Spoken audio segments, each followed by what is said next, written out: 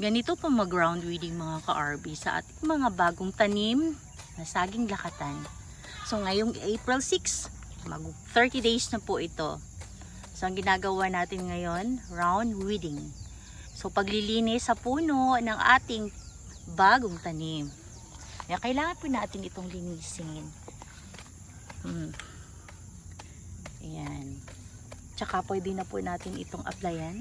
Booster ito kasi wala tong basal. Oo, kasi hindi natin ito nabasal. So ngayon, applyan natin siya ng RB booster. Pure booster lang. Pure booster lang muna. Ayan po Pure. So konting-konti lang po ilalagay natin.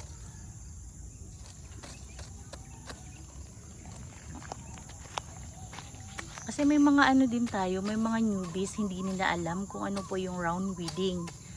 Tataka sila na ano po yun, paano po yun ginagawa. So ito po yung paraan ng paglilinis ng puno. So buwal po ito mga ka-RB. So hindi po ito tissue cultured. So syempre galing kay Sir Do ang ating planting material, yung seedling natin na subwal. Ay ganito lang kaliit Yan, konting-konti lang lalagay natin sa puno. Ayan. Tapos syempre tatakpan natin yan ng lupa. Ganyan.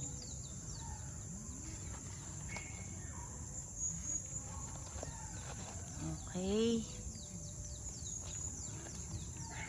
Ganyan lang po. So may kanya-kanya tayong paraan ng pag-round weeding mga ka-RB. So sa amin naman po, ito yung ating paraan. Maraming salamat.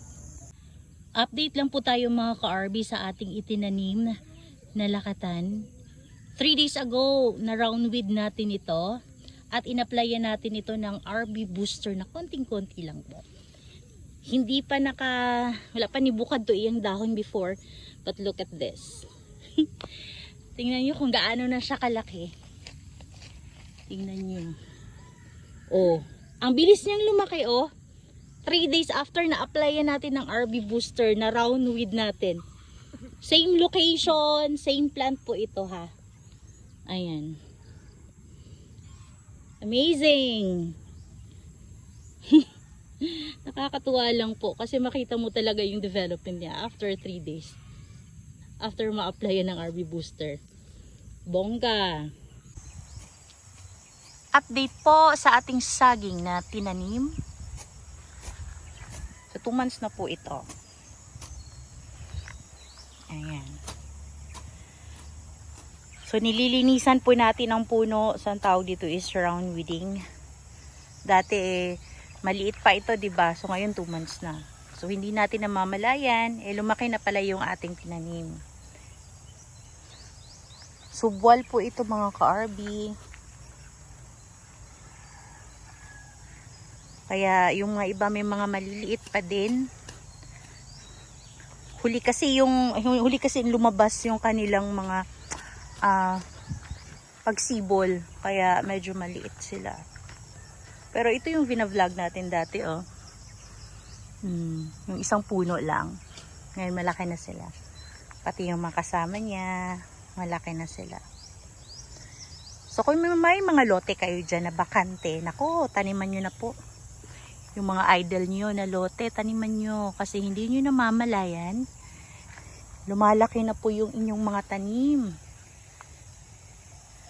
At in the future, may aanihin na kayo. Ayan. Hindi pa rin po kami nag-herbicide Manual pa din po ito. Grass cutter po ang gamit natin dito, mga ka-RB. Hanggat maaari kung kaya, i-grass cutter lang po natin. Ayan. So, di ba napapakinabangan pa rin natin yung ating lote. Good afternoon mga ka-RB. So, alas 5:30 ng hapon. So, itong magandang oras na magpa-fogging po tayo. So, may mga magandang benepisyo kasi ang pagpa-fogging. So, this is one of the natural ways para ma-eliminate natin yung mga peste na nakadikit sa dahon ng ating mga saging. Mga pathogens Yung pathogens, ito yung mga tinatawag na mga mga viruses, microorganism, bad microorganisms na nagkukos ng sakit ng ating saging. So fogging is one of the natural way. Ito yung mga benefits nila na napapaalis nila yung mga peste. And prevention sa sakit na possible na dala ng ating mga peste na dadapo sa ating mga saging. So you can try this one. Pwede nyo gawin ito. Ayan lang ganyan lang na klase ng pagpapausok. So kailangan din nating bantayan para hindi siya maging fire. Konting tikim lang yan ng usok. Gagawin natin ito. Pwede natin gawin ito every 15 days kung kaya lang ng ating time.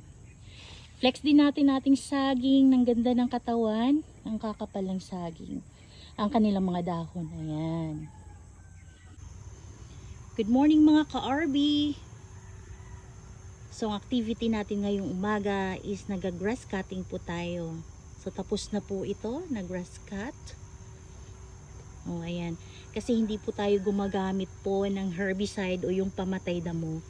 Yun po yung paraan natin sa pag-aalaga ng ating saging. So no herbicide po. As of this moment, after natin mag-grass cut, ayan, nag-i-spray na din po tayo sa mga dahon ng RB Golden Green Foliar Fertilizer na may halo po itong insecticide din na gold. Ayan po. Kita nyo po naman ang ating saging. Malalaki ang katawan. Ayan po Makakapal ang mga dahon, mga ka-RB. Ayan. Itong mga natitira dito sa puno, kapag schedule na ng abono natin, saka natin ito i-round weed. Ito po yung katawan ng saging kapag naka-RB booster po Malaki po talaga yung puno niya. Kasi inihahanda po natin ang ating saging para po magkaroon sila ng malaking bunga